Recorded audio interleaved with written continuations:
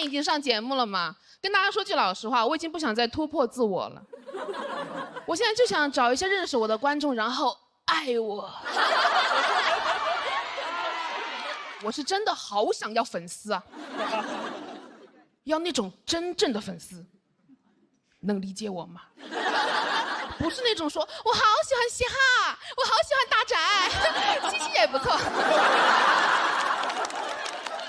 我不要这种，我要那种会说黄渤跟七七比起来，也是略逊一筹啊。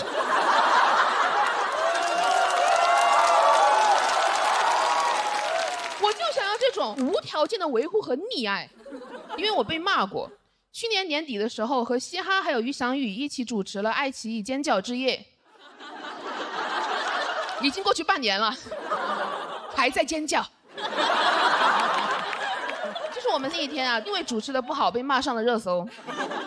我本来那天可高兴了，你们想，我见到那么多娱乐圈的真帅哥，但我平时都是跟着。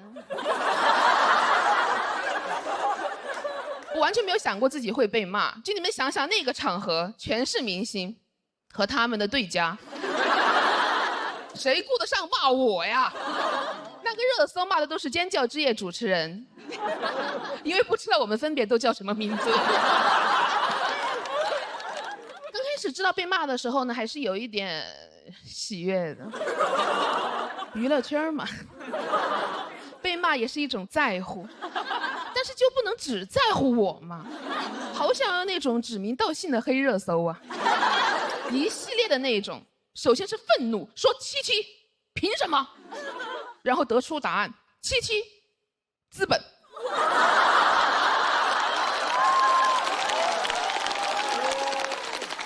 最后盖棺定论，七七爱奇艺长公主。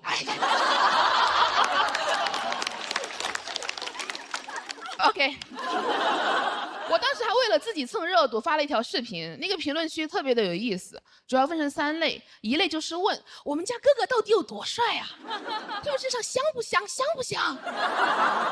我说倒是没有刻意去闻，但是感觉是香的啊，主要是也不让我去闻。第2类呢，就是好奇，问我你的口红色号是什么呀？避雷。当然最多的就是批评嘛，批评我普通话不标准。我那一天太紧张了，我把张若楠说成了张若兰。有些人都没听出来错在哪儿。呢了不分了，我当时好慌张，只能用那句经典的话安慰自己，我说没事的，只是犯了一个所有南方人都会犯的错误。其实呢，还是在这边一片混乱之下，还是有一个粉丝在帮我说话的。然后我就发现，我们脱口秀的粉丝啊，就你们这帮人，活得太理智了，好没有战斗力。别人说我不配当主持人，我的粉丝说那也不是他要去的。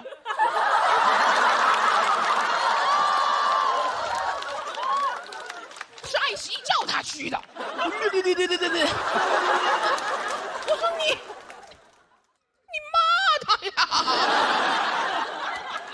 你攻击他呀，而且别再那么说了，本来就是我非要去的。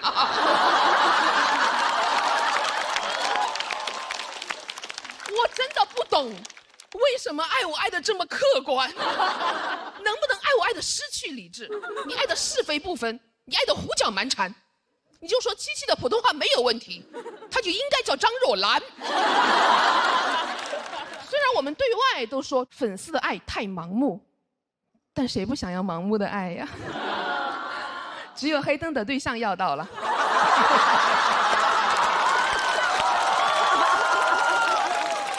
一个非常高级的内部梗。而且我当天在尖叫之夜，我也非常的努力，一直在媚粉。没有粉啊，就硬媚嘛，反正。当时那个观众还趴在那个围栏上，他们手上的东西会掉进来，他们捡不着，那谁去捡呢？当我去，不是因为我人好啊，千万不要误会，不是因为我人好，是我希望他们觉得我人好。其他明星还在耍大牌，我已经开始耍花招了。主要是我对我自己的人品啊和人性极其的没有信心。我觉得如果有一天我爆红了，我也会耍大牌的。我就是想提前做一点好事对冲一下，这样的话，如果以后我有什么丑闻的话，我想这几个人会帮我说话的。他们会说不可能的，琪琪是一个好人，他帮我捡过包哎，他不可能偷税漏税的。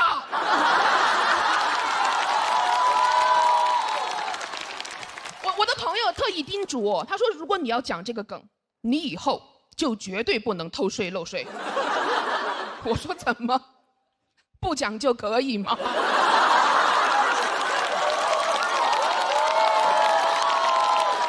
都不可以呀，我是不会干这个事儿的。我现在已经明白了，很多事情就应该在爆红之前提前做到。我现在每次捐款都截图，先不发，存在相册里，相册的名字叫红了再发。所以我当时跟于小雨2个人站在那个外场啊，我看到有东西掉了，我马上就走过去捡。就这么捡了2个之后，开始主动叫我过去捡了。我当时真有点不高兴了，我说我想演的是一个好人，不是一个好使唤的人。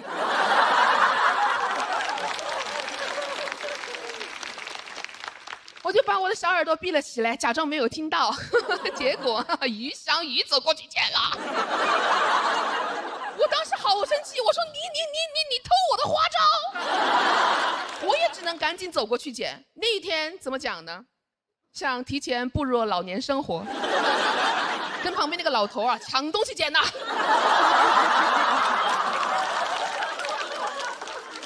那天我这么努力，得到了什么呢？得到了骂声。不过好在啊，他也没有被夸呀。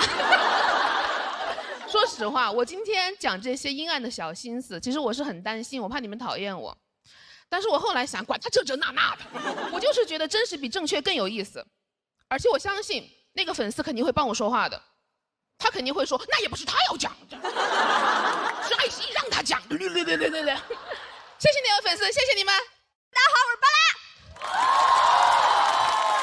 拉。作为一个新人啊，今天也是主要想来跟大家分享一下我之前的工作。朋友们，我是一个妇产科大夫，实习的。我知道自己看起来不像一个大夫，就我这个样子，朋友们，出现在医院里，没有人叫我大夫的，叫我什么的都有，他们叫我美女、小姐、护士，叫护士的最多。每天我出现在医院里，看见我就是哎护士，护士过来换药，护士拔针。你知道被叫多了吧，我也会有一点不高兴。然后有一天我就跟那个患者说，我说我不是护士啊，你不要再叫我护士了。那个患者吧，他其实他很有礼貌的，他只是不知道怎么称呼而已。他开始措辞，他说真不好意思啊，那个服务员。那朋友们，在医院里，你见到一个女大夫，你就叫她护士；见到一个男护士，你要叫他大夫，是非常常见的事情。就经常我一个人在诊室，那个患者推开门，看着我的眼睛，和我说：“这咋没有人呢？”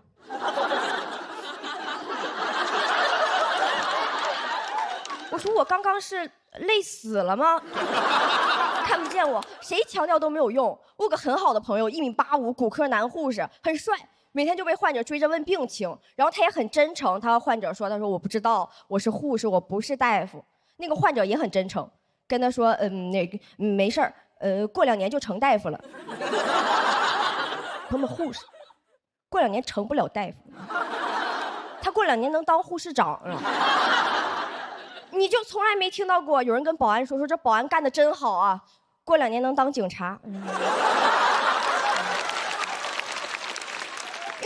保安他过2年当不了警察，保安过2年他能当喜剧之王啊他。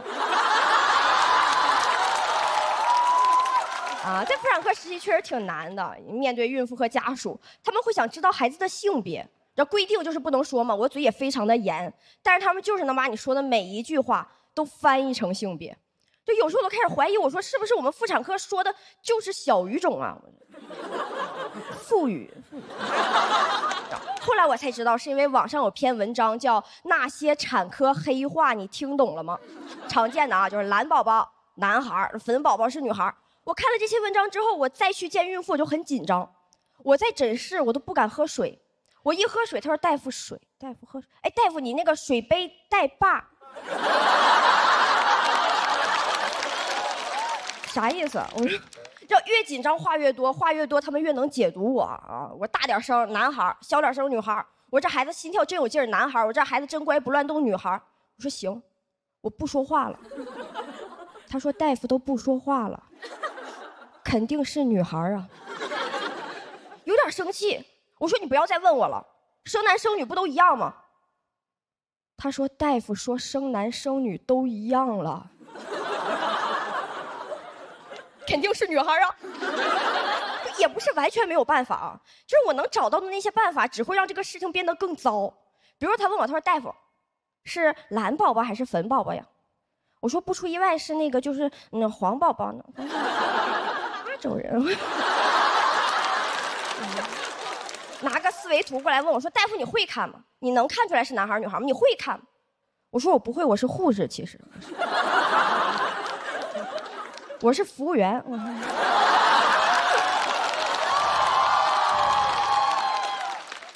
因为我工作是很多年前的事情了嘛，我很想知道，就是现在还会有家属问这种问题吗？我还特意的给我老同学打个电话，他说今天还有人在问他是该买裙子还是该买裤子，买纸尿裤啊。我就是觉得这个问题很可笑，买裙子还是买裤子，这是孩子出生前的必需品吗？你真的很着急准备吗？你要真着急准备，你怎么不买学区房呢？你啊！还有那种骗我的，我最讨厌的就是骗我的。他就跟我说大夫，我那个什么，我重女轻男啊，想要女孩，是男孩我给他打掉，能不能告诉我？我说你想打掉谁我都不能告诉你啊。真的孩子爸爸有点生气，说大夫，那我媳妇到底怀的是什么？怎么样你才能告诉我？我说怀的3轮车我就告诉你。我和我的好朋友吐槽我的工作嘛，然后他说他妈妈当时怀他的时候也是这样，一直问大夫，然后但是大夫就是保密，一个字都没说。但是听说怀他弟弟的时候，大夫给了一只袜子。为啥给一只袜子呀？我说你弟弟是12月25号出生的呀。然后他要跟我解释，他说就是如果怀的是男孩的话，大夫就不用那么保密，手边有点什么就会给你点什么。问问那大夫手边为啥有只袜子呀？大夫脚痒脱下来放旁边。你爸也真敢拿呀，要我可不敢啊。他说我其实会羡慕我弟弟，出生前就有大夫给的东西，不像我出生前大夫就保密，什么都没有给我。我说给了，我说大夫保密，就是给你一条命啊。我是这样觉得的，就是他如果真的只是好奇，随便问我一嘴，我觉得没有什么。但是如果他一直追问，想方设法的知道孩子的性别的话，我就知道他要干什么了。我是大夫，我知道这是个女孩，但朋友们，我也是个女孩，所以他们每次问我的时候，我都会有一点点难过。我是绝对不会告诉他们孩子的性别的。只有一种情况我会说，就是在这个孩子出生的时候，我会说，恭喜啊，是个女孩。讲到这儿，谢谢大家，我是巴拉。哎，大家好，我叫杨仔儿。谢谢大家啊！我是一个建筑师。朋友们，你们知道建筑师之间一般相互称呼，特别喜欢叫别人什么工是吧？对。像张工，我们公司就这么叫，就连我们公司养的狗都叫黄工。多么具有狗文关怀的公司！我本人也姓黄。为了避免重名，他们叫我大黄。我不是很喜欢自己的姓，你说我为什么非得跟我爸姓？也没有人认识他。但我爷爷的名字大家应该都听说过，黄忠。显然啊，我的爷爷不是五虎上将的一员，当然也不是一名射手。这是我的爷爷给他自己改的名字，但改的理由竟然是因为他年轻的时候看完《三国演义》，最崇拜黄忠。哎，我真没想到改名这个行为在我爷那儿，他能成为一种应援方式。问题是，我爷他本来姓张。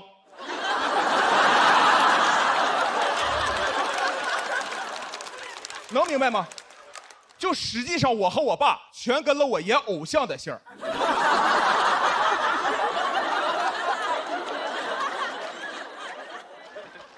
你们要知道，历史上真正的皇中是没有后代的，我爷给人家续上了。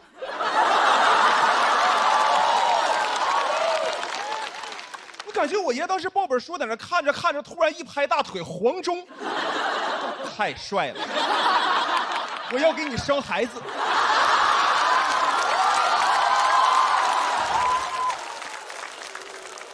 当时我爷随便把自己姓给改了，家里人也没有反对，因为我爷这个人他没有生育能力。就是我父亲的亲爹其实是我爷爷的哥哥，啊，这个能捋明白吧？这个，这里说的哥哥指的不是黄忠啊。家里人看他也没法传宗接代了，实际上根本就不在乎他姓啥。就在家里人眼里，你生是老张家的人，不生就不是了。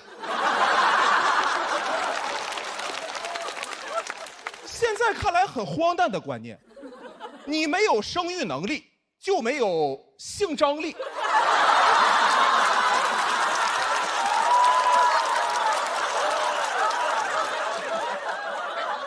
我的爷爷不光给自己起名很随意，就连我的曾用名黄锦言也是我爷起的，名字本身很普通，直到我爸告诉我，我爷的父亲叫张锦言。正常人谁给孙子这么起名啊？郭麒麟的孙子马德刚。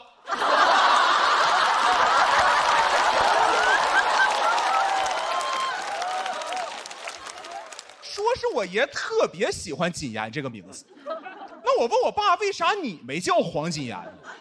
他说因为那时候锦言还活着。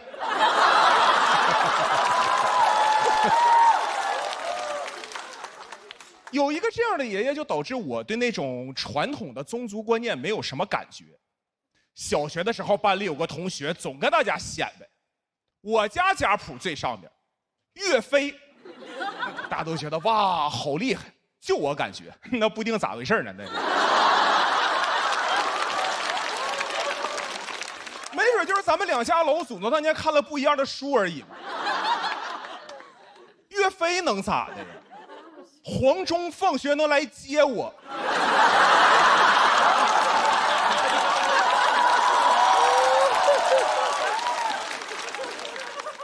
而且现在有时候看网上一帮人在那吵，孩子到底应该跟爸姓还是跟妈姓？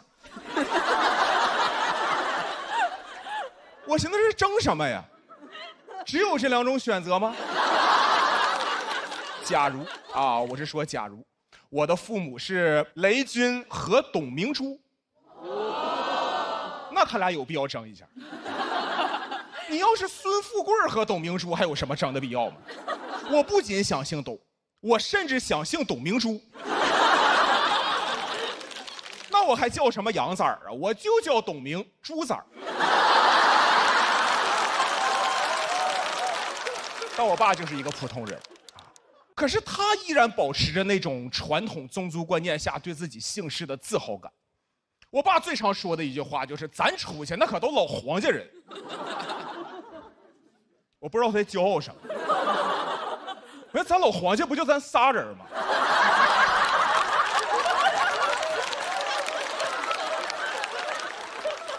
而且咱也不是那正经老黄家人呢，咱不属于是那乡黄家人吗？咱们。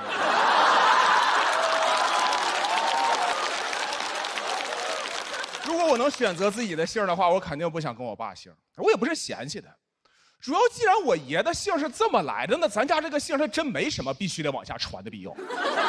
那别人家传姓传的都是香火，咱在这传的是个什么玩意儿啊？这是粉丝灯牌。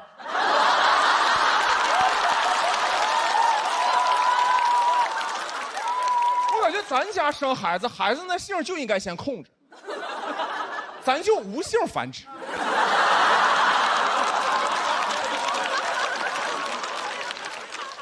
孩子姓啥就看孩子喜欢啥，多好，一家人百家姓。我爸也有自己的偶像，但凡他再多那么一点魄力，现在我家黄忠的儿子邓丽君。你看我爷生不了，他就不在乎自己姓啥；我爸能生，他就会在意这个。我不知道我能不能生，但我爸曾经跟我说过，我没准有可能也没有生育能力，有可能是咱们家这一支基因里面就带这个。我寻思那啥意思？咋的？没有生育能力还能遗传呢？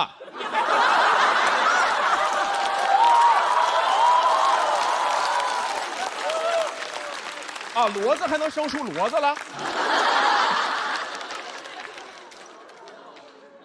我没有去查过，但我女朋友前段时间去算命，带回了2个关键信息。一是大师说你现在的男朋友是你的正缘，二是说你一生无儿无女。我寻思这样的话，我也没有必要在意自己姓啥了。我可以姓张，也可以姓黄，我甚至可以姓一匹来自北方的狼。老有人说孩子跟爸姓是因为父权，我觉得姓啥这个事儿，子孙也该有子孙的权利，啊，我支持孙权。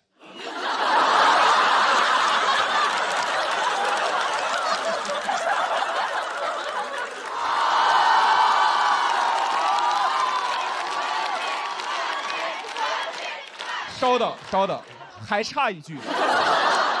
再问我和我爷黄忠什么关系？各为其主。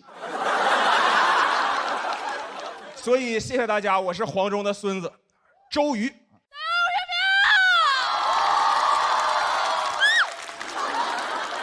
去年来了一趟啊，第1期的时候讲了我跟我男朋友的事情啊，我男朋友叫阿成啊，不是刘仁成，不是刘仁成老师啊，我说，我去年说他喜欢粉色，爱哭，很白，没有头发，他不是一个传统的男性。当然了，在我们家的家庭分工也不是那么的传统。我们家我是负责赚钱的那一个，他负责操持家务。就我煮外，他煮饭。不是我逼他这么干的，是因为我们俩在一起第2个月，他就成为了一名全职的脱口秀演员。就他失业了，但是他做全职的脱口秀演员，他赚的也没有我多。因为他不好笑啊。之前也有脱口秀夫妻是这种组合啊，就是赚钱的妻子啊，上铺的他啊，然后他们就离婚啦。离婚这么高兴啊？其实阿成看到这个事儿，他不高兴，他焦虑。他说：“媳妇儿。”你之后也不会跟我离婚吧？我说怎么会呢，宝贝儿，怎么会呢？咱压根儿也没结。而且他总说，那你看我赚钱少，他们不会笑话我吧？我说谁能笑话你呀？谁知道啊？谁还能当着一群人面在那喊阿成挣的没有月饼多，阿成挣的没有？谁能啊？我肯定是不能。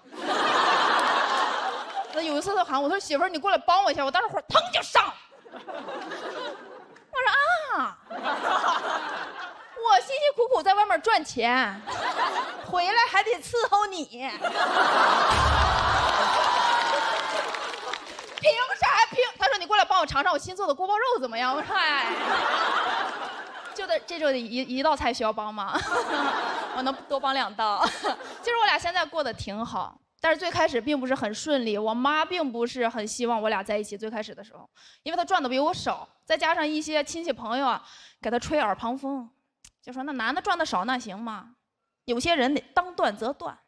我妈听进去了，我说妈你别听别人说什么，阿成真的很好，你不信你自己过来看看，你过来考察一下。我妈来我家考察5天，这5天阿成大鱼大肉给他做，我妈1天考察3顿，有时候半夜也考察，有时候也烤肠，也烤馕啊，烤肉啊。那5天考察的很开心呐，但是我妈没有把亲戚的话忘掉，回老家跟亲戚当断则断。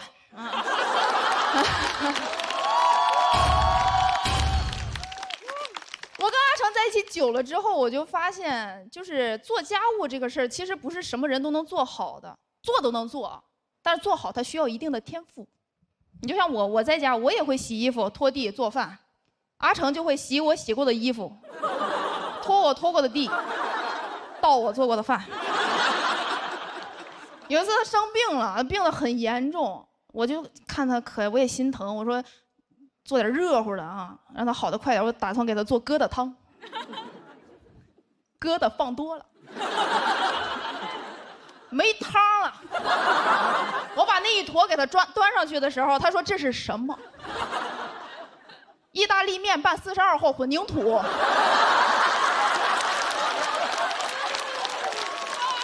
他说这怎么吃？你告诉我怎么吃？我说你要不温水送服一下，要不？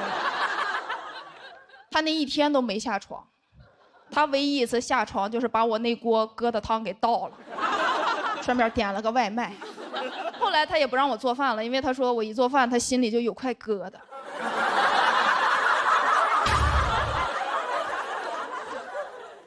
有时候做饭，他很喜欢做，他做饭真的很好吃，圈里人都知道，他也会把自己做好的饭发到网上，希望大家能夸夸他。当然，大部分朋友是非常好的，一直在夸他，但是有一个，就那一个，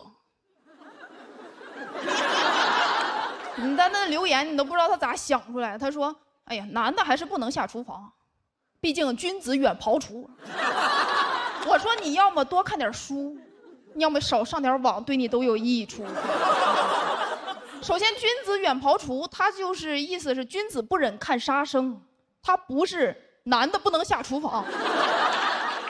再一个，阿成他就不是什么君子，他是个秃子。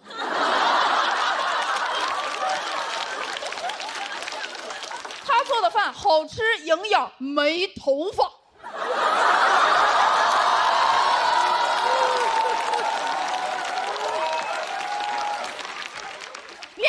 头发丝儿都比不上你个喷子，气死我了！但是我也能理解这种人他为什么这么说啊，因为在他的观念里，他就觉得做家务就是没有赚钱厉害。你要说一个人哦，我有公务在身啊，觉得啊大老板，赚大钱。但是如果一个人说我有家务在身啊，听起来确实有点命苦。但是阿成不这么觉得，他觉得做家务是一个非常值得骄傲的事情，尤其是我每次出差回到家，他把家里收拾得干干净净。他说：“你看，你不在家的时候，这个家多干净啊！”我也不反驳，确实埋汰了。但是我其实他说的时候，我是很幸福的，因为在我们这个家里，阿成他就擅长做饭，那他就做饭，他就快乐；我就擅长赚钱。赚钱我就有成就感，而且我们俩都觉得自己赚到了。当然我赚的多一点，毕竟我赚的钱里有一半是笑话他的钱。谢谢大家，我是月明。朋友们晚上好，朋友们晚上好，我是川池，大家好，大家好。简单介绍一下自己，我是川池，是一个黑龙江人，来上海这边生活2年了。但我刚来上海的时候还是有一些底气的，我爸把我们家之前住的那个老房子过户给了我。跟我说这房子马上就要拆迁了，一直等着这个房子拆。当年划成危房的时候，我还跑去看，有人在墙上画圈写了个拆。我后来再去的时候，拆字都掉色了，房子依然健在。我说那咱们画这个拆有什么用啊？啊，是你们画完之后让我们这些居民自己拆吗？怎么咱们这个拆迁政策该不会叫做你画我拆吧？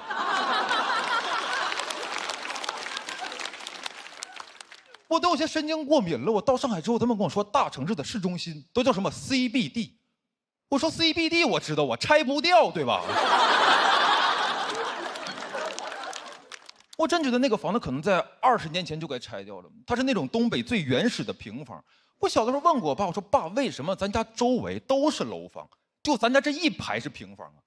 我爸明显要敷衍我，但他给我的敷衍中透了那么一丝哲学。他说平房怎么了？那平房它就是横过来的楼房。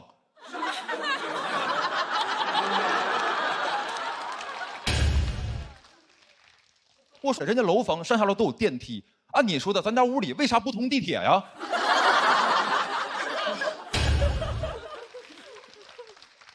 我觉得是东北的父亲需要在孩子面前表现的坚强，所以我爸的嘴就特别的硬。他甚至跟我说你长大之后可以去北京看一看，北京的市中心也都是平房。真的，在跟我爸聊天之前，我从来没有想过故宫算平房。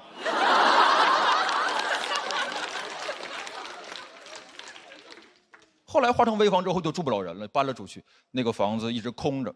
直到我来上海之后，我爸说把那个房子租了出去，租给了卖啤酒的当仓库，可以补贴我上海的生活费。我问了一下，每年足足能收上来1200块钱，平均每天3块2毛5。也就是说，这房子每租1天呐，我就可以在上海借半个小时充电宝。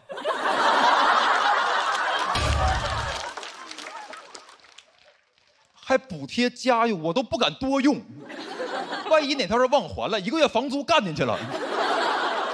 我跟一些上海的朋友分享这个事情，他们都不太相信。他说，在上海的一些地方，1200，你可能只能租1天的房子，在你们那儿能租1年。他说这种差距，他只在《西游记》里见到过，天上1天，地下1年。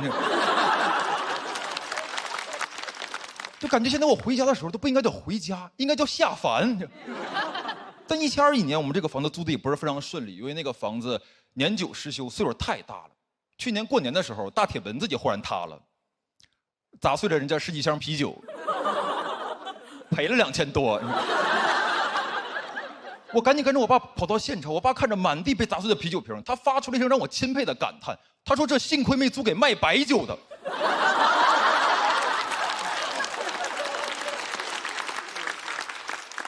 那天我真的觉得我爸对那个房子失去了信心。他赔完钱之后，看着撒了一地的啤酒沫子，一个人蹲在角落里就捣鼓，说这房产还真是一地泡沫啊。讲完了，谢谢你们，谢谢你们。大家好，好房周，大家好，我是赵小凡，我们是古语，谢谢大家。好，我们是这一赛段最后一组慢才，好好给大家演一段好吗，朋友们？好好演一段。哎，好好演一段，你有什么想演的吗？我小时候特别喜欢的一个影视作品叫《哈利波特》。哎，我就很想体验一下去这个学校上学的感觉，能不能陪我演这个？哦，就从那个猫头鹰给我送录取通知书开始。猫头鹰给你送录取通知书，就从这儿开始，就从这儿开始。OK。喂，你好，通知书给你放快递柜了。猫头鹰放快递柜了。不是，你是个鸟，你放什么快递柜啊？我是猫头鹰，我是个鸟。哎，那我给你放菜鸟驿站。鸟就放菜鸟了。风就放蜂巢是吧你？不是，我意思是你是个鸟，你飞过来给我送过来就行了。哦，飞着送到你面前是吧？同学你好，哎，我们这儿有好多封这个录取通知书，哦，哪一个是你的呀？我看看哈，我们这儿有这个北京大学的、清华大学的、复旦大学的，还有一个是什么魔法学院的，哪个是你的呀？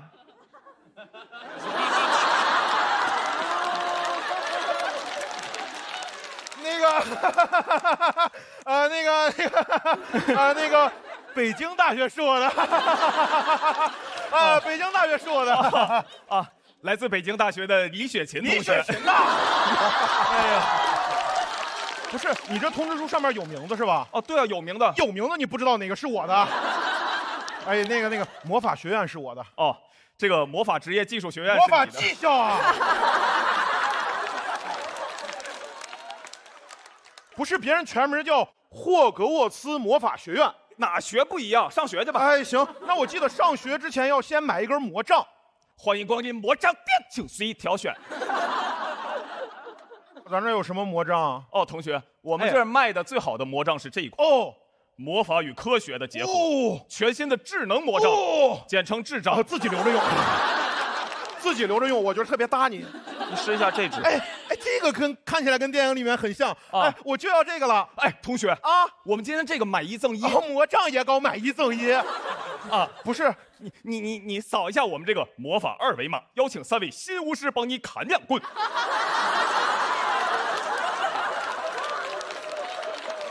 魔多多。有了解过？哎呀，别整这些了，我觉得这魔杖不错，我准备拿了就上学去了。哎，同学，哎，新生入学可以带只自己的魔法宠物，有了解过吗？魔法宠物我了解的，什么猫啊、猫头鹰、蟾蜍，什么很神奇的。校长已经把你的给安排好了。哦，它的头是魔法生物最神秘的羊头。羊头。它的尾巴是攻击力最强的蝎子尾。哦，同学，拿好你的羊蝎子。羊蝎子。魔法宠物是魔法食物呀，多乖呀！哎，那没什么事儿，我就上学去了。各位刚入学的同学们，大家这边排好队。哦，长头发老头应该是我们校长。格兰芬多。哦，分院帽分学院，我也看过这一段。斯莱特林。哦，斯莱特林，我也想去这个学院，看看我给分哪个学院。播音主持。播音主持了。恭喜你哈！播音主持的好。我为什么是播音主持的呀？哦，同学，你报我们魔法学院的时候是不是勾选了这个服从调剂了？你服从调剂调有的学院呀，魔法学院哪来的播音主持啊？这2年学院专升本，我们扩招了一批艺术生。真是魔法技校哎，这校长哎，那你让我回去上课吧。上课哎，学点魔法什么的。同学们，哎。咱们这节上魔咒课哦，要学施法了。今天老师教给大家的咒语是漂浮咒。哦，漂浮咒，这个咒语可以让东西升起来。哦，升起来。注意老师的手势。起，落，起，落。大家再注意了，起。哎，老师，我怎么没注意到是什么东西升起来呢？老师的血压。血压呀！另外，老师在起的时候不要打断老师。哎，老师落，老师落。上个课给老师上死了。班长先带着上自习。魔法学院上自习，不应该有个什么代课老师之类的吗？整个3楼就咱班最乱。你是个中国老师，你是？咱们这节上我的魔药课。哦，要制药了。大家把制药的那个大干锅都拿出来。大干锅给拿出来。跟着老师的指令往干锅里面加入干蛇皮、磨碎的蛇牙，熄火之后再加入豪猪刺，这样我们就得到了魔药布洛芬。布洛芬啊！不是老师，这不是现实世界的药吗？可能有同学这时候就会问了。老师，这不是现实世界药吗？肯定啊！大家注意了啊！魔药布洛芬跟现实世界的不一样，可以走医保，完全一样。哎呀，老师，你有没有点真才实学教一下呀？时间来不及了，黑巫师已经打到学校门口了。来了，对，同学，该你保护学校了，上。该我保护学校了？我一个大一新生。那现在整个学校只有你了，你说怎么办？哎呀，那硬着头皮上吧。你就是黑巫师，同学，你好大的胆子呀！嗯，哪个学院的？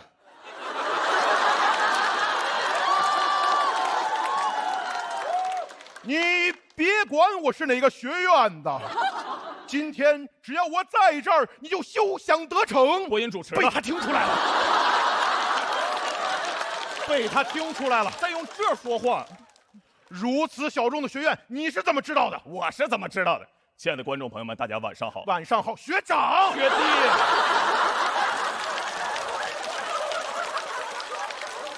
但我不管你是学长学弟，今天只要我在这儿，你就休想伤害我的老师和同学。那就别怪学长心狠手辣了。阿瓦达出牛气！想不到吧？我在看电影的时候也学了一些魔咒。魔杖飞来，想不到吧？我也看过电影。黑巫师也看电影学的。废话少说，受死吧！阿瓦达，出你武器！想不到吧？我的魔杖是买1赠1的。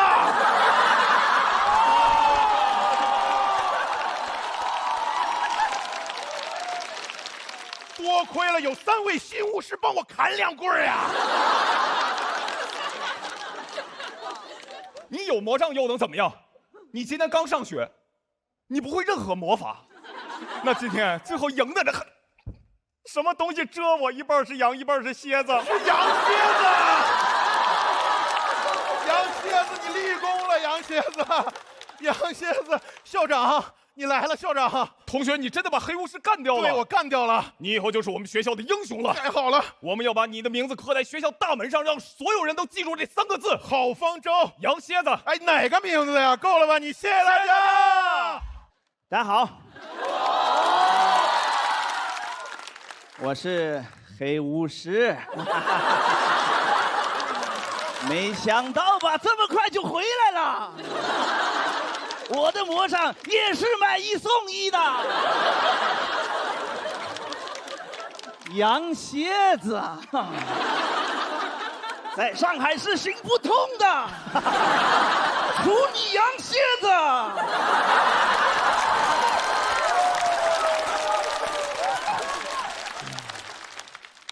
单人漫才。开个玩笑哈。去年开始用上了这个盲杖，刚开始好奇试一下，后来发现挺好用的。有时候你判断不了这里是不是有个台阶，这么一扫就知道了，走路还变快了。用上之后呢，我都在外面行侠仗义好几回了，对吧？高铁站台上碰到那种抽烟的。我本来只需要探索面前的一小块，闻到烟味儿，手就抽搐。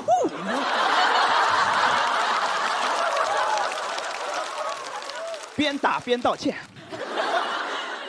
不光提升移动速度，还增加攻击范围。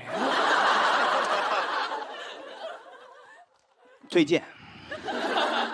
当然，你们要买的话，建议跟墨镜一块儿买。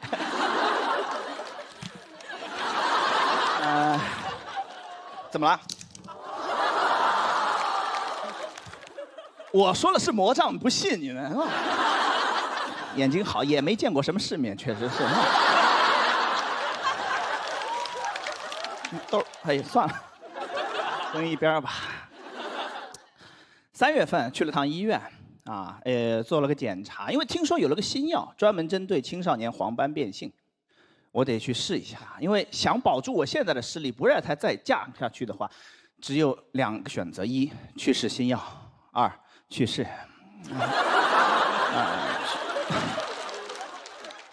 开玩笑的，有时候也是一条路，去试新药，然后就去世了，是吧？我这个还是比较安全的，是吧？医生做了个检查，说看了半天，你好像不是这个病。我说耳朵也坏了。他说你可能是另一个基因突变导致的别的病。晴天霹雳，这么多年白瞎了。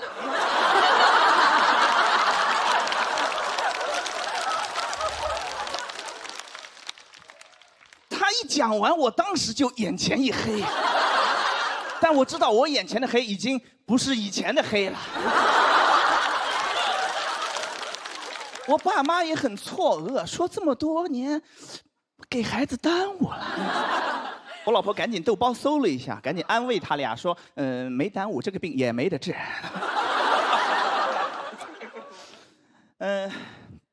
我说我怎么能不是青少年黄斑变性？我做了个公众号就叫青少年黄斑变性，我做了7年了，对吧？我现在主要工作就是审核进群的资料，因为老有骗子想混进病友群，我就是个骗子。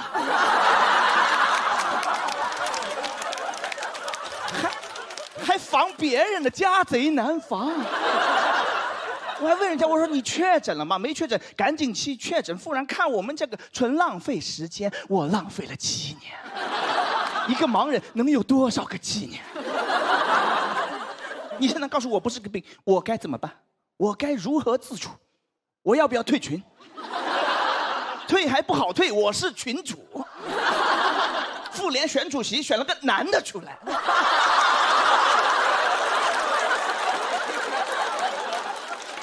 现在局面就非常尴尬，我是这个病全国最出名的患者，但我不是这个病。我上个月去南京演出啊，有个病友要来后台跟我合影，我让工作人员去带一下，我说我的前病友。他说人家病治好了，我说不是他病好了，是我病变了。他问我说变成啥了？我说我不知道，我现在不想研究这个病，我怕又研究早了。哇，吭哧作业一写完，本子一合上，别人的练习册。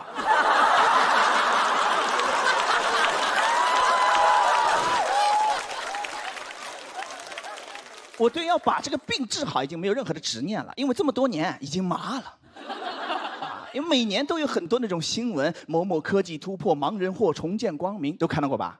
或重见光明，或你就先别出来吹了，你等哪天定了你再说。你说嚯，重见光明了。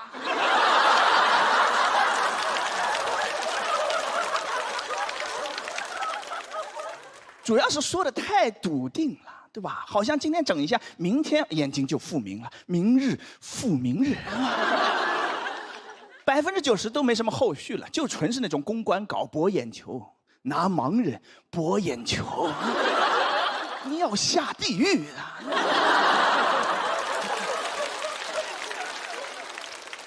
而且啊，写这种稿子那种媒体老师多少也是有点责任的，因为每年就集中那几天密集的报道。6月6号全国爱眼日，12月3号国际残疾人日，5月的第3个星期天全国助残日，一个都不知道，没有良心啊你们！当然也不能怪你们，你说不放假的节日谁能记得住？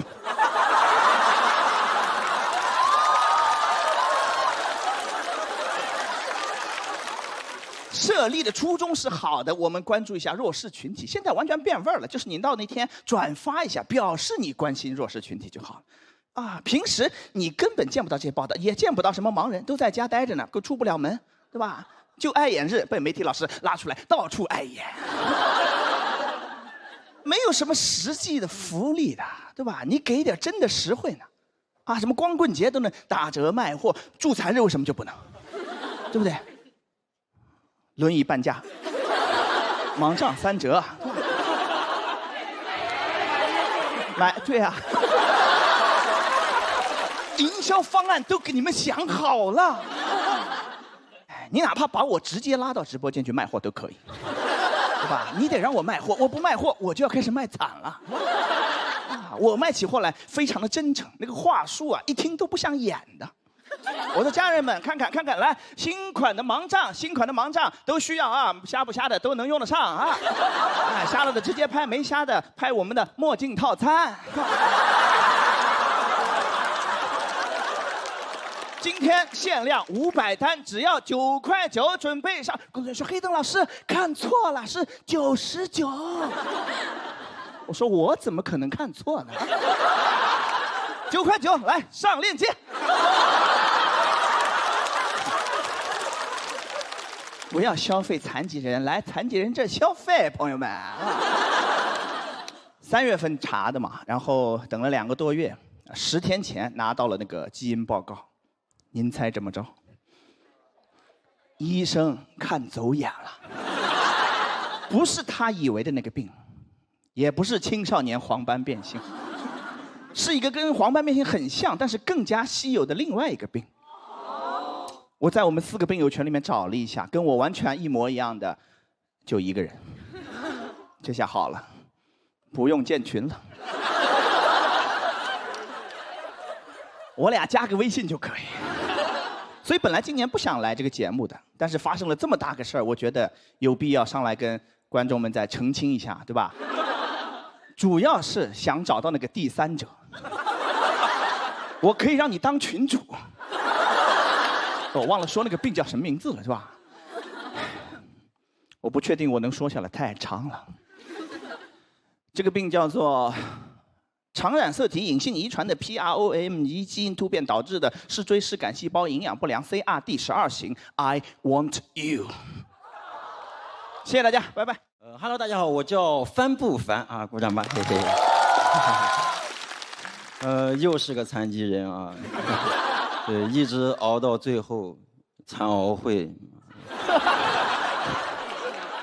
大家现在对残疾人讲脱口秀应该已经习惯了吧？不习惯也不用紧张啊。我虽然第一次站在这儿，但是爱奇艺已经给过钱了啊。我这个手是先天的畸形啊，右手只有3根手指头能用啊，中指和无名指是缺失的。怎么说呢？我跟黑灯一样，伸手不见五指。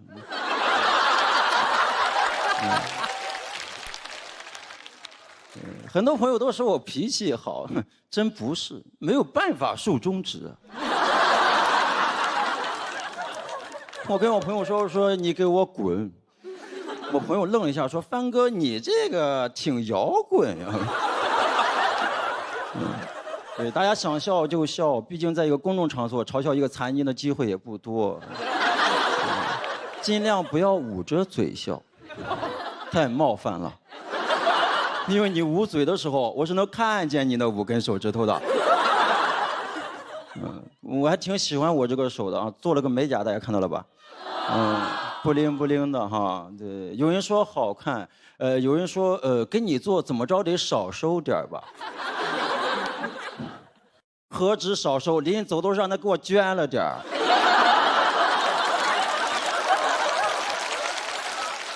左手也很特别，指关节伸不开，只能这么勾着；腕关节也是固定的，也只能这么勾着。就这么说吧，我要是去挂单杠呀，只要没人把我取下来，我能挂到挂。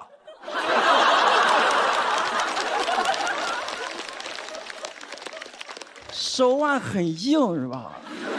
那有一次遇到一个阿姨啊，头一回见面就上手摸，其实我不介意上手摸，但是不要突然上手。阿姨突然握住我的手，她左右摇摆，她真的想给我掰直了。阿姨问我你疼不疼？我怕阿姨心疼，我说阿姨我不疼。结果她又加了把力气，这样疼不疼？我说不疼，就是有点想还手了。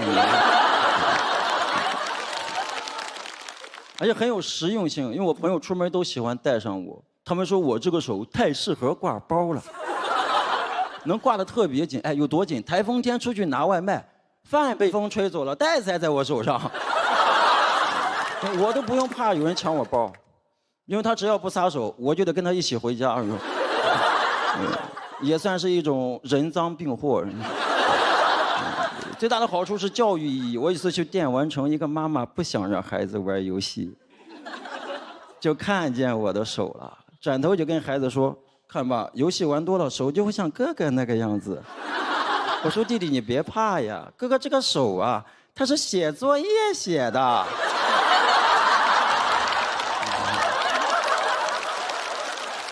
都不喜欢写作业是吧？我也不喜欢，但是我很擅长写作文。我写作文有秘诀，一般都能拿高分。作文只要把开头结尾写好就行了。我开头一般就是作为一个残疾人，中间有点墨水就行了，结尾就4个字：自强不息。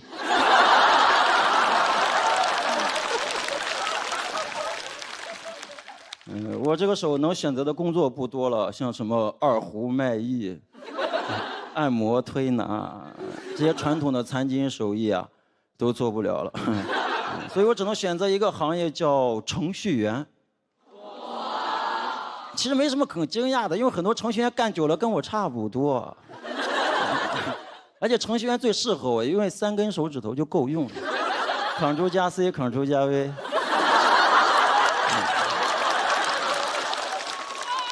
哥哥，你也是吗？啊，你也是，那你其他手指有点多余了啊。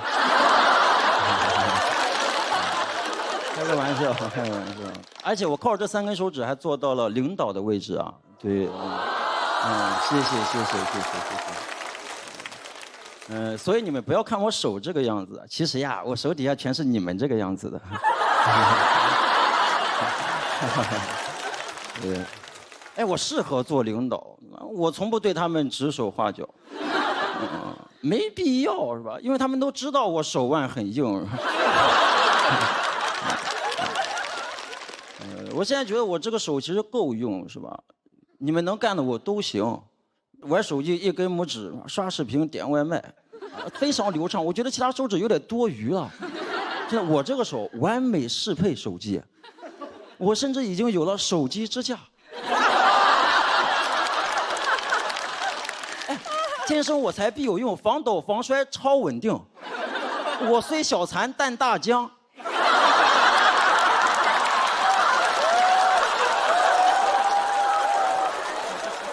总有朋友说：“哎呀，手握不住手机，掉下来砸到脸了。”哎，那个你会不会是手残呀？怎么说？我这个进化的有点太快了，你能理解吗？就按照现在人类对手机的沉迷程度来看，人的手有没有可能就会进化成我这个样子？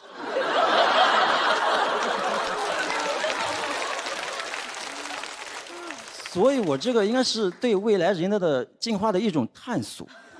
所以我不是残疾，我是人类的一种概念机。我也不是讲脱口秀，我就是在搞未来人类的发布会。我也不是帆布帆，我是帆布斯。怎么样，还是有点墨水的吧？是时候说那句话了，自强不息。谢谢大家。Hello， 朋友们，大家好，我叫海宇。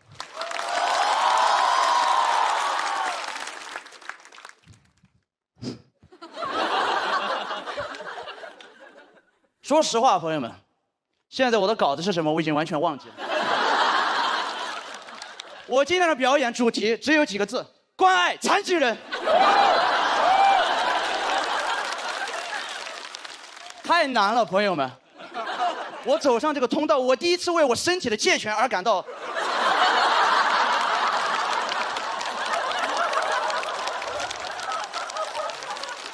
你告诉我怎么打？中国历史上有谁一次性打过2个残疾人？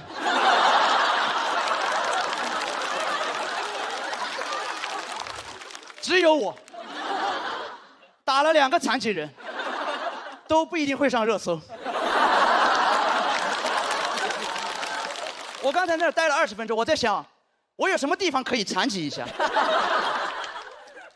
所有朋友往我这儿看，我的牙掉了一颗，你们觉得算吗？不是刚才打掉的，真的是前几天才掉的。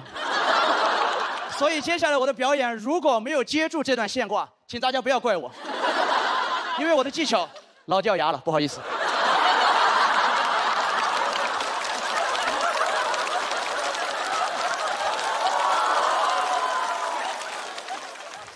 谢谢大家给我的热情，我们现在可以听正常人讲脱口秀了吗？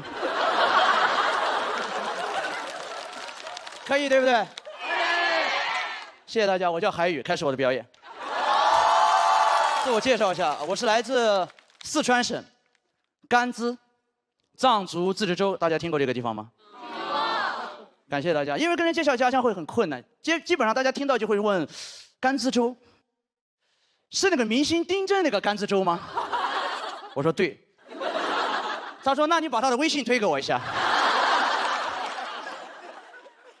丁真对大家来说可能算明星，算网红，但他对我们这种小山区、藏区，他是我们的图腾。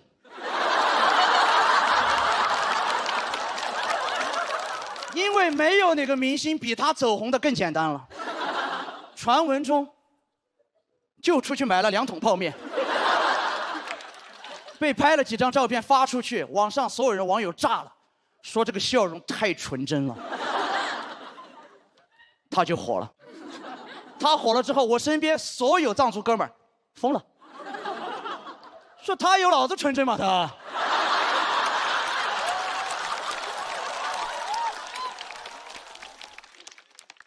他懂微笑吗？他们觉得丁真走红的所有过程有一件事情格外的重要，买泡面。你就说纯真不纯真？那段时间他们天天出门买泡面，我们县城超市老板出门买泡面，但凡看到大街上有游客拿着手机照相机在那拍，他们就开始表演纯真。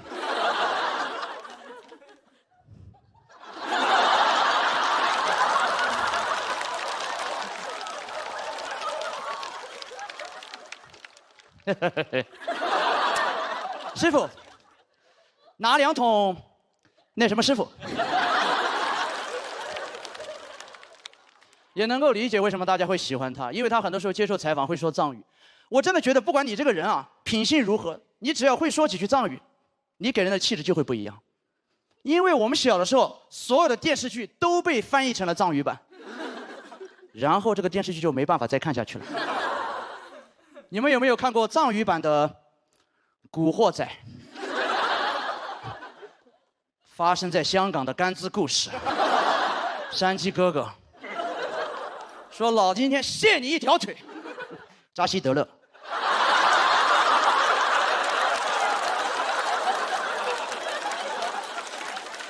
你就说虔不虔诚？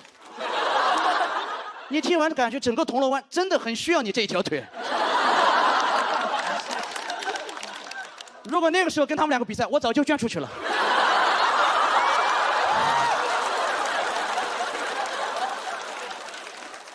《还珠格格》也是藏语版，多少人的青春，《还珠格格》说藏语，一个汉族人扮演的满族人在说藏语。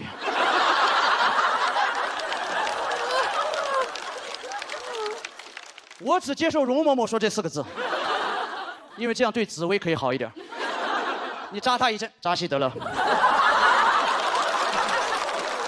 再扎一阵，扎西德勒。紫薇说：“哦，扎死得了，别扎了，太痛了，别扎了，别扎了。”后面我就来到大城市，真的朋友们，我感受了大城市的生活。但是我有一个最大的感触是，我觉得像我这样在藏区长大的孩子，其实我们不太适合做单口喜剧，因为我们有点太快乐了。我也是来了大城市才知道什么是原生家庭。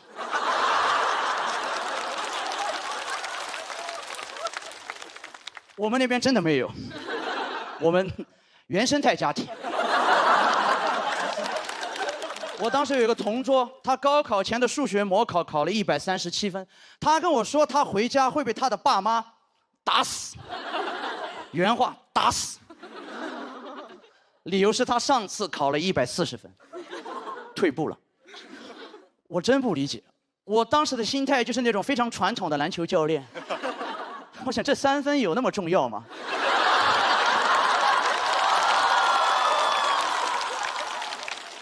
考好了会紧张这个事情，我作为一个高原上长大的孩子，朋友们，我真的不能理解。因为在我们那边，所有的情绪表达都很简单，都只有一个出口，我称它为“给黑黑”。大家都没有听过，没关系，我会在这里跟大家示范一下，但是你们不要害怕，好不好？我不会突然变异。很简单，就是说，不管我们的情绪是什么，我们小的时候面对草原，我们就会本能的吼出这么一声。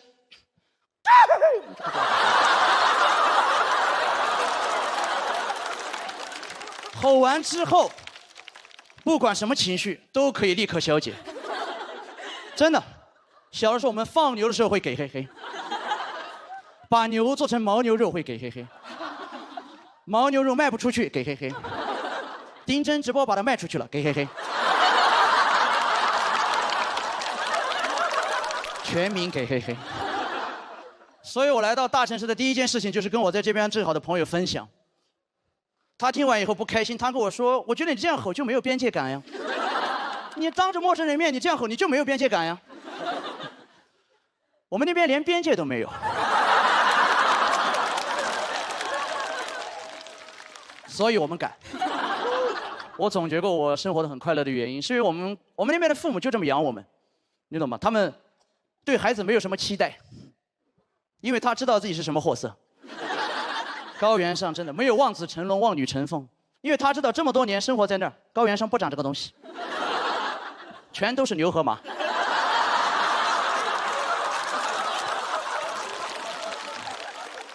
所以我也会有点割裂，因为牛马在我们老家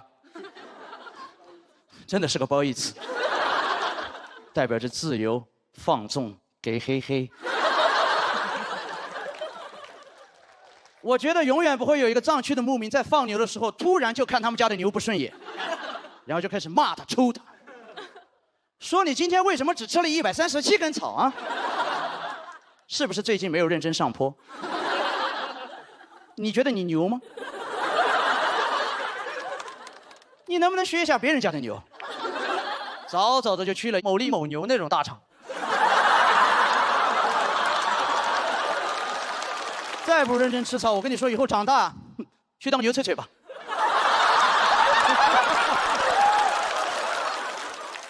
所以吼出来真的很重要，朋友们。我在大城市待了很多年了，我身边大城市的朋友已经没有人有吼叫的能力了。你不学会吼叫，你在大城市待着，你就是会碰到障碍的。双向情感障碍、自恋型人格障碍、注意力缺陷多动障碍。大城市为什么有这么多的障碍？就这些东西在我们老家统称为想得太多，也就是不给嘿嘿。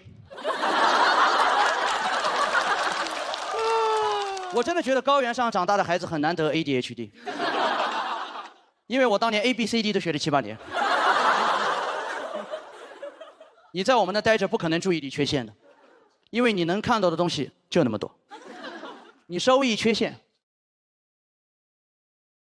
牛就丢了。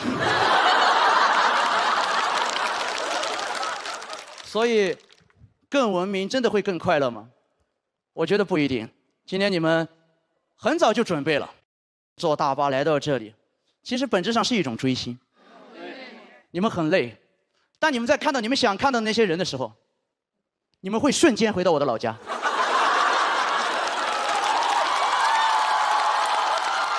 对，就是现在这种声音。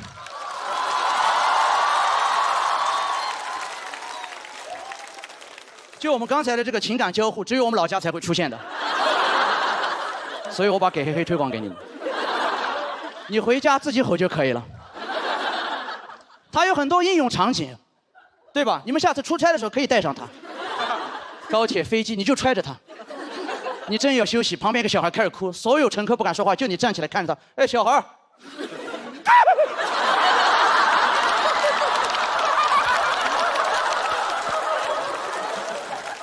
你又没有骂他，你也没打他，甚至这句话跟他的爸爸妈妈没有直接的关系，但是所有乘客都会向你投来一个眼神。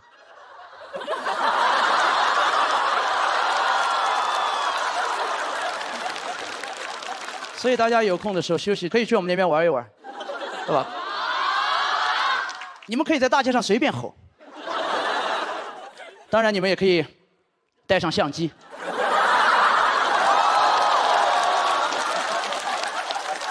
如果你们看到有人冲着你们笑，不要害怕，我们以为你们是星探。下一个丁甲要来了，我讲完了，朋友们，谢谢你们。老一、老二的朋友们，你们好吗？谢谢你们，谢谢你们。跟大家介绍一下啊，我叫张无为，然后是一名短剧演员啊，短剧演员。我发现现在很多人都在吐槽短剧。我朋友说，张无为，看完你演的短剧，我要尬死了。我说你要尬死了，你只是看。我演完第1集已经尬死了，死也没用，第2集重生了。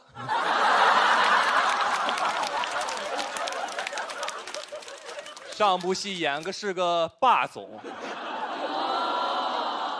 导演总让我做一些很浮夸的动作。在那部戏里面，我接电话全程一个姿势，朋友们，拿那个手机杵在太阳穴上，说话女人。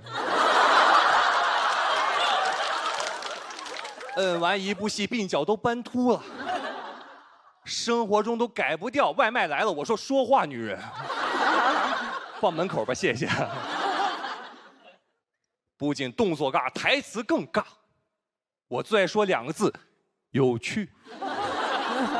什么都能引起我的兴趣。感觉我这个霸总是个 I 人，人格 INST， interesting。演的时候不理解这个角色很割裂，一边演我一边扪心自问，我说为什么？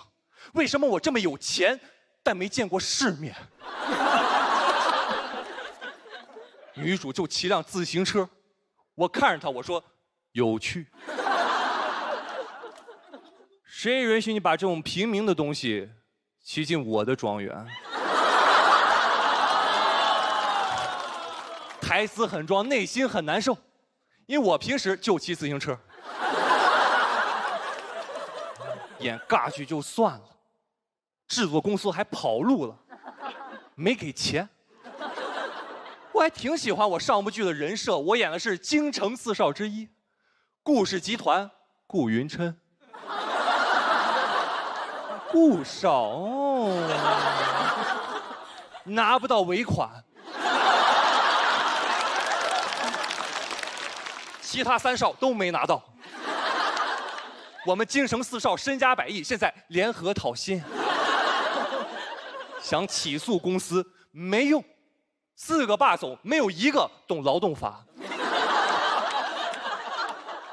哥几个想一晚上，一招没想到，只是一味的扶额苦笑。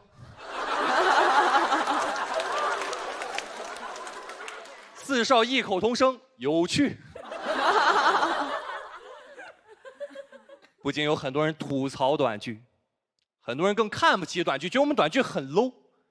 我是科班毕业的演员，我大学表演老师就看不上短剧，他有条艺术鄙视链。朋友们，我们老师在朋友圈只给演话剧的点赞，短剧从来不点赞，已经很好了。他知道我说脱口秀，给我拉黑了。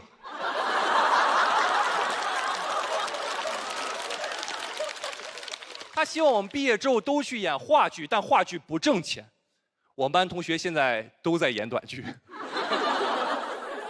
去年我们一起回母校看望老师，老师看着一屋子的霸总，光京城4少就有8个。给他送副锦旗，祝老师桃李满天下，更难受。大学4年，他以为教出来学生是桃李，没想到是红果。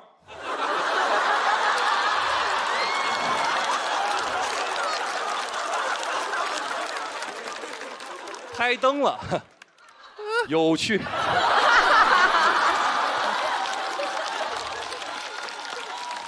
跟着拍了，你成功引起我的注意。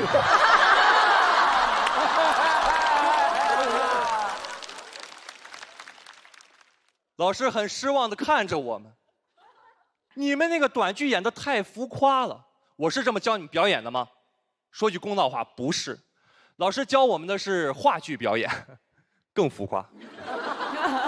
我们大学4年学了4年的话剧，所有同学生活中带股话剧范儿。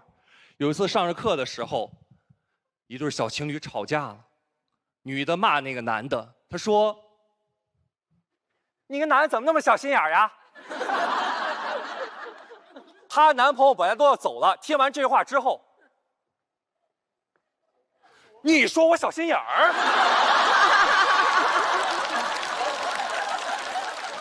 我小心眼儿？我的上帝！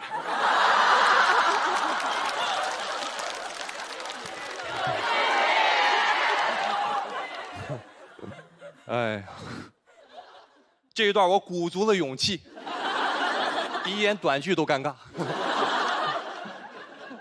离开母校的时候，老师说：“同学们，以后还是少拍点短剧吧。”我听进去了，我今年就没有再拍短剧了。今年 AI 短剧出来了，我失业了。我觉得我们短剧会继续火下去，因为人们需要短剧来提供情绪价值。朋友们，在短剧里面，无论你经历了怎样的挫折、怎样的困难，这一切都只是你逆袭的前奏。我现在生活中也带着这种思维。今天录制的时候啊，我们发起个演员内部投票，总共60组选手，我是第60名，倒数第1。大家都不太看好我，但是我不难过，朋友们，这是什么？这是天崩开局。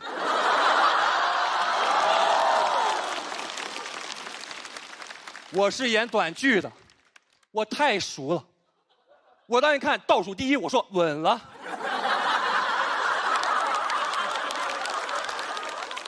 我看到的不是倒数第一，我看到是我的爽文正在开机。我说 action。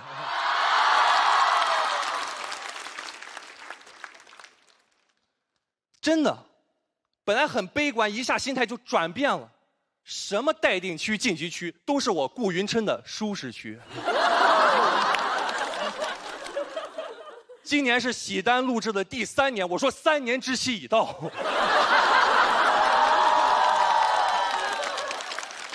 我要夺回属于我的一切。很极限，这个结局是我前天晚上写完之后发给导演。导演说：“吴为啊，你这个段子嫌你这人小心眼儿。”我说：“你说我小心眼儿？”我的上帝，我不是小心眼儿。想在这么大舞台上告诉那些现在过得不好的朋友，现在一切都只是铺垫。想告诉那些正在遇见困难的朋友，你要相信自己是爽文的主角。最后，我想告诉短剧老板，把尾款给我结了。你触犯了我的逆鳞。谢谢你们，我是张伟，谢谢。哎，1楼、2楼的朋友们，你们好吗？哇，开心开心啊！很高兴上电视了啊！其实是第2次上电视了。第1次是家里发生了一场火灾。哦，头发不是火灾烫的。当时是我和爸妈，我们一家3口啊，临时出门，忘了关大功率电器啊，结果插板自燃了，我们也不知道。等我们仨回到楼下的时候，好几辆消防车就停在我们面前。我们仨没人怀疑过自己家起火了。我妈还问呢，说：“不会是我们家着了吧？”我说：“咋可能呢？咱家21楼，你看，25、24、23、22、21。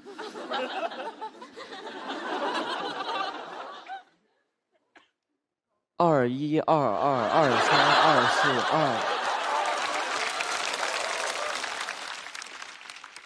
1、2、3、4、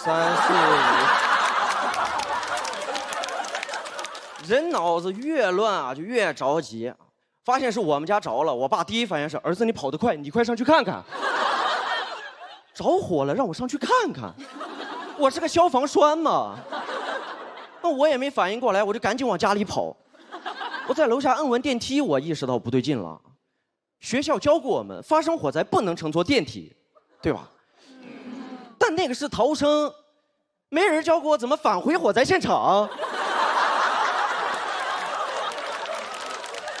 我就在那着急，怎么办呢？我最后拿着袖子捂住口鼻，走消防通道回到火灾现场。我呼哧带喘了爬了21楼，看见我爸妈坐着电梯就上来了。电梯门一开，我爸说：“你咋走楼梯呢？那多慢呢？”我说：“我怕坐电梯走得太快了。”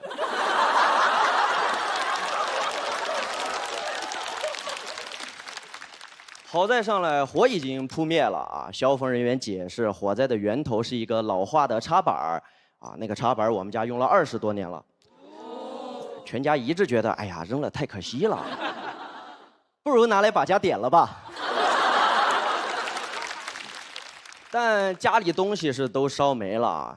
我那年高2，我那天一共发了2条朋友圈啊。第1条是我拍了2张消防车的照片啊，配文是也不知道谁家起火了。第2条我家，我那些同学问我说啊，你家起火了，作业是不是都烧没了？谁这个时候还会管作业呢？我说烧没了，他哎呦，真羡慕你啊！你羡慕啥呀？我都做完了。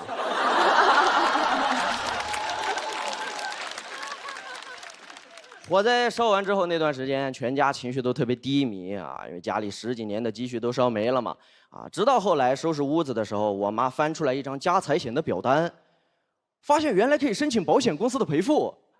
因为火灾嘛，东西都烧没了，造成了多少损失全靠自己填报啊，就是烧没了什么你就写什么。那在我们家看来就是想要什么我们就写什么。火灾能实现愿望，插线板报恩来了，没白养他20年呢。感觉他点的也不是房子，是生日蜡烛。大火烧的噼啪响，在我们听来就是一个动人的旋律，和所有的烦恼说拜拜。我们全家就开始征集家产。我妈甚至都开始问我说：“儿子，你那300多的吉他是8万5买的吗？”放眼2档脱口秀节目，没人比我妈会上价值。能听出来我家没什么法律意识。当时那个表单上写的，我家7台手机，2万的貂皮大衣，3箱茅台。写完了觉得不过瘾，还加了一个青花瓷的花瓶，1台金丝楠木的茶几，和1卷唐伯虎真迹。感觉来我家得买门票。我一下午就上网搜当年慈禧有啥我写啥。我写到最后看着这个表单，感觉我家是被8国联军烧了的。当时谁劝都不好使，那是我家第1次创业。还好最后我妈有个律师朋友看完了我们的表单，说：“你们疯了吗？啊，你们这个叫骗保，但凡起诉了，最少判你们10年。不是你们家房子才值70多万，家具烧了3000多万呢。”最后啥也没得到啊，唯一给我留下了一个教训，人还是得活在当下，因为你不知道灾难会不会先到。啊，我当时暗恋一个女生，但是不敢跟她表白，我就每天啊写一张小纸条，然后折成纸星星，我打算折满1000颗就送给她啊，还挺浪漫的，对吧？折到700多颗就给我烧掉了。那天她看了我的朋友圈，也来私聊我，我们俩聊了几句，我就跟她坦白了，我说本来给你准备了礼物，但是都烧没了啊。她问我准备了些啥，我说5管口红、3瓶香水。和1卷唐伯虎真迹。聊到这儿，谢谢大家，我是胡来，祝你天天开心。好，我是刘奎，欢迎各位。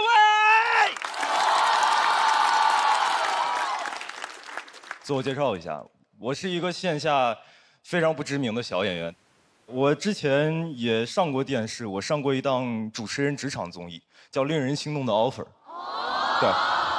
对，你们回去看就好了。我在这个节目里面表现突出，我是这个节目播到目前为止全国选的10个主持人实习生中的第1名。对，被淘汰的选手。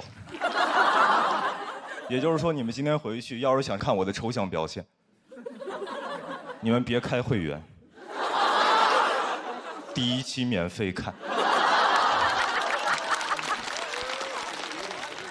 我走的真的非常的快，各位，我总结了几点原因。第一点原因就是我完全没法做那种非常稳重端庄的主持人，因为我从小有一个非常严重的前额叶发育疾病，叫 ADHD， 也就是多动症。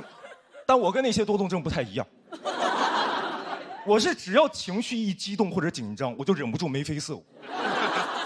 我真的，我大学的时候我就是学播音主持的，那个时候我大学老师让我播新闻。让我播那个新闻，我每读一个重音，我就挑一下眉毛，所以就导致严肃的时政新闻都被我读得异常的猥琐。我大学读新闻，我原样我是这么读的：近日，美国和欧盟爆发了新闻的贸易冲突。你听我读，你感觉贸易战是我挑起来的。哦。我真的从小就说我什么，大家都说我什么面相猥琐不像好人。各位，我只是有病，我控制不住我的中庭，我就是一个典型的东亚小孩，无法逃离原生中庭对我造成的伤害。这是我被淘汰的第1个点。第2个点是因为节目组他给我一个实习生安排的任务是让我采访一位明星，那个明星的名字叫易立竞。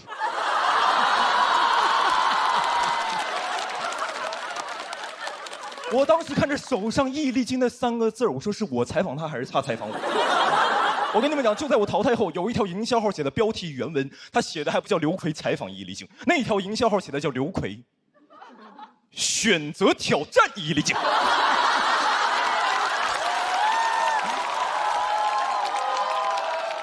刘奎挑战伊丽静，你们见过垂杨柳倒拔鲁智深吗？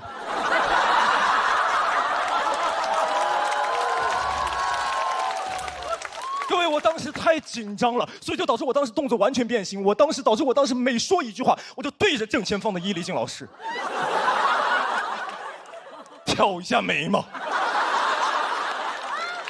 所以你们回去看，导致我在那个节目里的每一句话、每一个问题，我都不像在采访伊丽静，像在挑逗伊丽静。我当时全程是这么说话的，我当时就对着正前方伊丽静老师，我还得保持一个礼貌的微笑，所以我全程说：“老师，您对我采访您有什么样的看法？”我回头看那个视频了，各位，我不像采访者，我像旁边西餐厅的相亲男，拿着红酒杯在那小易呀。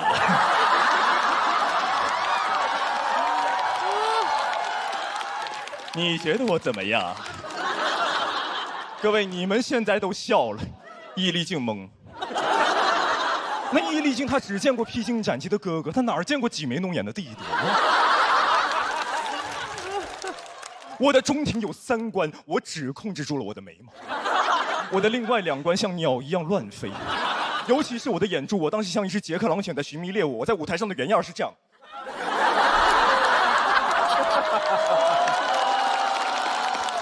伊丽静老师就在我对面跟着我的眼珠，感觉被我传染 ADHD 了。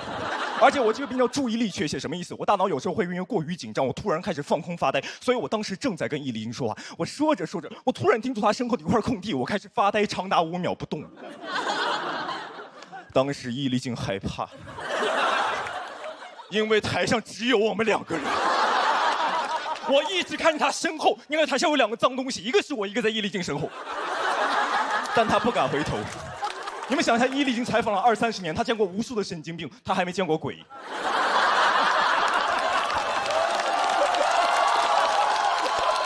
我一直朝她身后挤眉弄眼，你感觉新闻没播完，人鬼情未了，你感觉？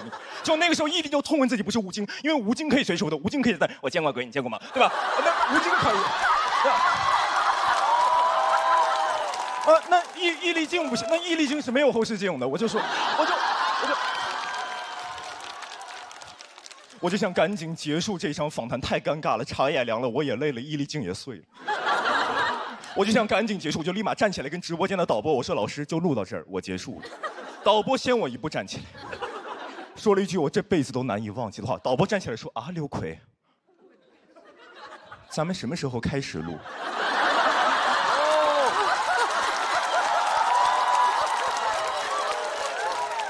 各位，我3年没接触主播台了。我从进门那一刻开始到现在为止，我都没有喊开机。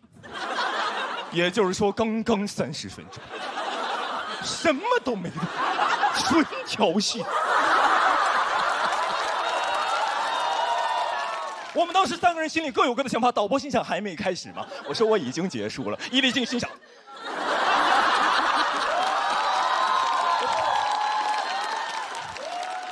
我当时把伊丽静老师逼到，她开始坐下来反问我问题。伊丽静坐下来问我说：“刘奎，你是学这个专业的吗？有考虑过转行吗？你能看着我说话吗？”各位，我的采访真的太有感染力了，我甚至感染了整个观察室跟导播间。当时的导师系的老师，有一位老师的名字叫鲁豫。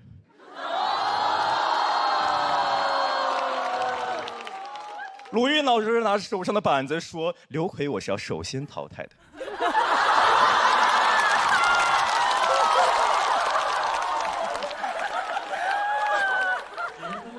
你们3位老师有意见吗？3个老师跟被我传染一样，没有。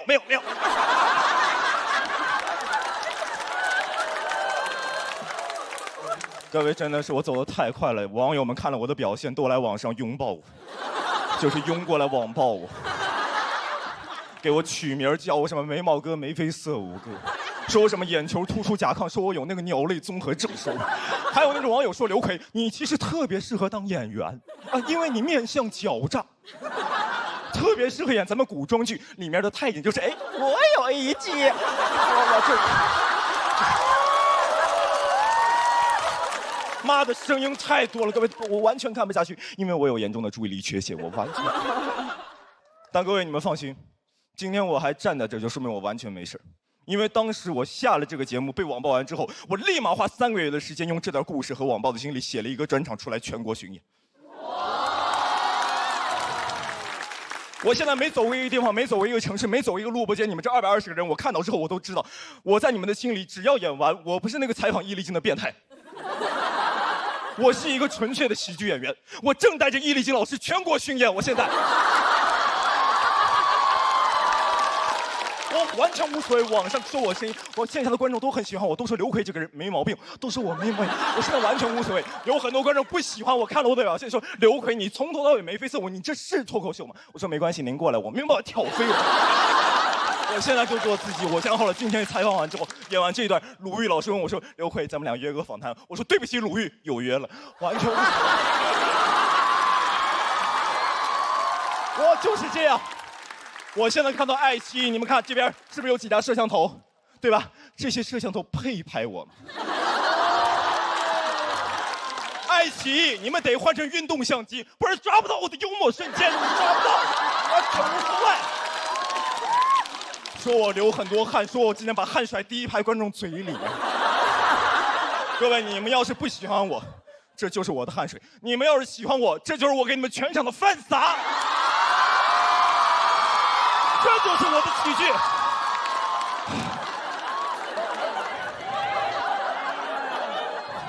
不是累了，是我的演出到这儿就要结束了。我想问各位一句，你们喜欢我的风格吗？我拿到属于我的 offer 了，谢谢你们。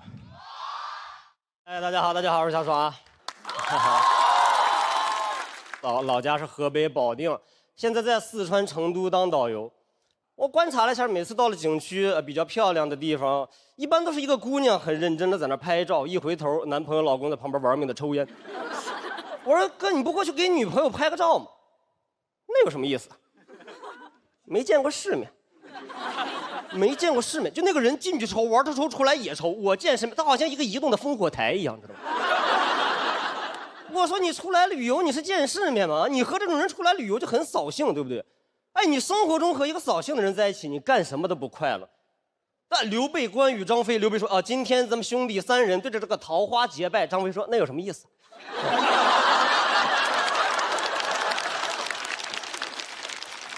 大哥没见过世面。我觉得出来旅游、出来玩真的就要放松一点。我第2个特别讨厌的是那种旅游博主，天天发那种帖子，避雷这个景区，避雷那个景区，搞得我们现在生意越来越差。我在成都待的最厉害的一个景点，我不知道你们听说过没有？是成都周围有一个特别厉害的景区，叫做3星堆遗址。哦，很厉害，叫青铜神树、青铜大立人，古蜀国人几千年前留下来的遗址都有人避雷。避得贼抽象，你想不到他说避雷3星堆遗址，为什么离成都市中心这么远？我说你知道什么叫遗址吧？啊，人在那儿住了几千年呀，你觉得呀？那个帖子下边8000个赞，你就感觉那8000个人是往成都通勤的古蜀国人。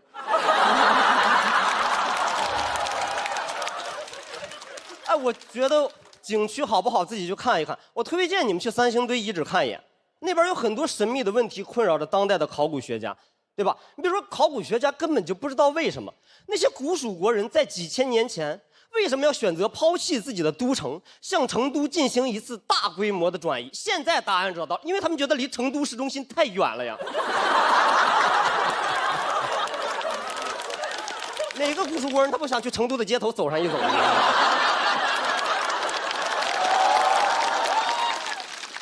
哎，我真的现在看到那种避雷的帖子，我都有点叛逆了。我会怀疑，我说有那么差吗？他越避雷，我越想去了。我这避雷大利，我说我去看一看。避雷九寨沟，我说玩一玩。真的叛逆到现在，别说什么大理九寨沟，我去年去杭州演出，他说哥避雷西湖醋鱼，我上去我就来了一条。但是家人们，避雷西湖醋鱼哈。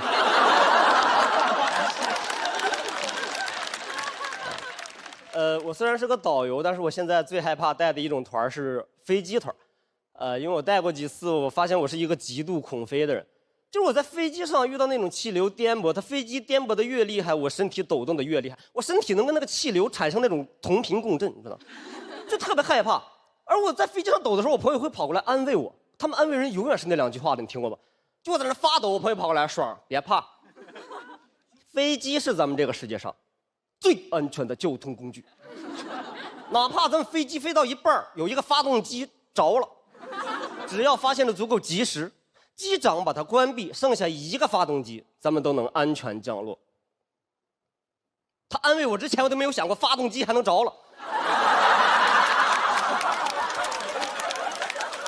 我说那不更害怕了吗？你都说了，咱们得发现的足够及时，把它关闭才能安全降落。不及时不死了吗？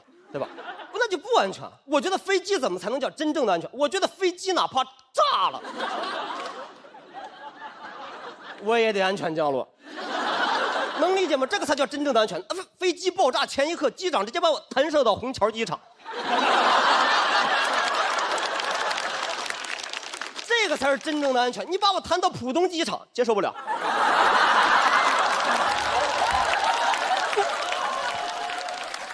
你把我弹到浦东机场，我骂你，我说避雷浦东机场。为什么离上海市中心？真的很害怕。我在飞机上一旦遇到那种气流颠簸，我会有一种等死的感觉。我觉得很无力，我什么也做不了，我只能听机长、听机组人员的。我觉得我临死之前，我可以反抗、拼搏一下，我做一点有意义的事儿。我看电视剧我就很感动，人家一个将军临死之前奋勇杀敌，为了保护自己所爱的人；一个大夫临死之前拼命的救人，最终倒在了手术台上。我临死之前收起了小桌板和遮光板。我说我死不死的，我坐一靠背给你调直了，是吧？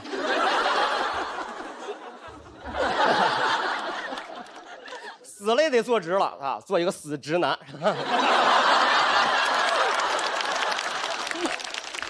哎，真的很影响工作。我之前有一次带着20多个老头老太太去北京旅游，半路遇到那种气流颠簸，老头老太太吓坏了，在那尖叫。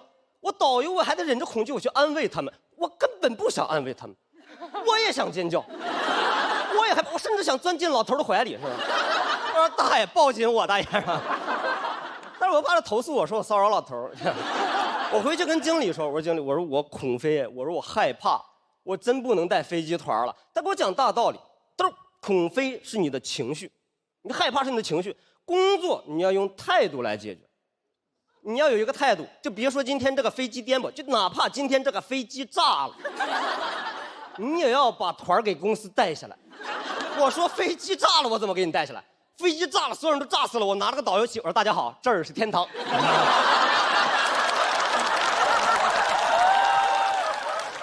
蓝蓝的天空，炸死的泪。哎呀，真的很害怕。我真的是，我觉得我在飞机上害怕，主要是因为我觉得会死得不明不白了。就我在临死之前，我都没办法给家里打个电话、发个信息。我领导说不会了。飞机上有很多那种特别厉害的装置来保障咱们的生命安全。比如说，其中有一个装置叫做黑匣子。黑匣子上面他说，如果就是飞机发生了事故，哪怕飞机爆炸了，黑匣子也是可以完整的保留下来。我们找到黑匣子以后，可以通过黑匣子了解飞机发生事故的原因，你会死得非常的明白。我说飞机爆炸了，人被炸没了，黑匣子可以完整保留下来。那为什么我不能坐在黑匣子里边呢？你这不本末倒置吗？我人都炸没了，你把黑匣子保留下来干嘛？你把我保留下来，我也能告诉你飞机发生事故的原因啊！哎，要了命了，真的没有人研究一下这个技术吗？你想想是不是这么个道理？黑匣子掉下来，你得自个儿去找。我掉下来，我主动联系你了吗？我就。我现在在飞机上，我真的安全演示我都看不进去。我看一安全演示我就害怕。他说，如果飞机紧急事故发生了以后，我们会及时为您弹出来一个氧气面罩，你可以拿着氧气面罩吸氧。我说我插你那2口啊，我人都要死了，我人生中最后剩下了2分钟，你给我弹一个氧气面罩，你都不如给我弹出来2根烟。我临死之前抽2根烟，我死得潇洒一点。马上要死了，所有人在那惊恐哀嚎，只有我拿根烟，没见过世面。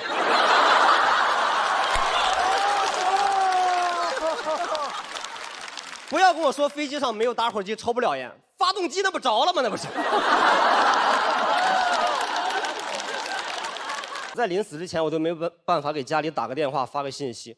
我领导说不会了，飞机上有很多那种特别厉害的装置来保障咱们的生命安全。比如说，其中有一个装置叫做黑匣子。黑匣子上面他说，如果就是飞机发生了事故，哪怕飞机爆炸了，黑匣子也是可以完整的保留下来。我们找到黑匣子以后，可以通过黑匣子了解飞机发生事故的原因，你会死得非常的明白。我说飞机爆炸了，人被炸没了，黑匣子可以完整保留下来，那为什么我不能坐在黑匣子里边呢？你这不本末倒置吗？我人都炸没了，你把黑匣子保留下来干嘛？你把我保留下来，我也能告诉你飞机发生事故的原因啊！哎，要了命了，真的没有人研究一下这个技术吗？你想想是不是这么个道理？黑匣子掉下来，你得自个儿去找。我掉下来，我主动联系你了吗？我现在在飞机上，我真的安全演示我都看不进去。我看一安全演示我就害怕。他说，如果飞机紧急事故发生了以后，我们会及时为您弹出来一个氧气面罩，你可以拿着氧气面罩吸氧。我说我插你那2口啊，我人都要死了，我人生中最后剩下了2分钟，你给我弹一个氧气面罩，你都不如给我弹出来2根烟。我临死之前抽2根烟，我死得潇洒一点。马上要死了，所有人在那惊恐哀嚎，只有我拿根烟，没见过世面。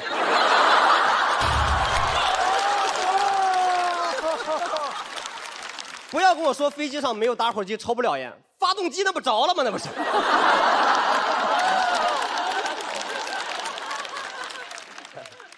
我觉得真的说点心里话，我觉得我作为一个导游，今天能为这么多优秀的演员和这么好的比赛做一个结尾，我觉得真的很帅的一件事。但帅就帅在我可以讲我当导游讲了那么多年的一句话，可以放在这儿，就是朋友们，今天的旅途到此结束啊，谢谢你们啊。爱情。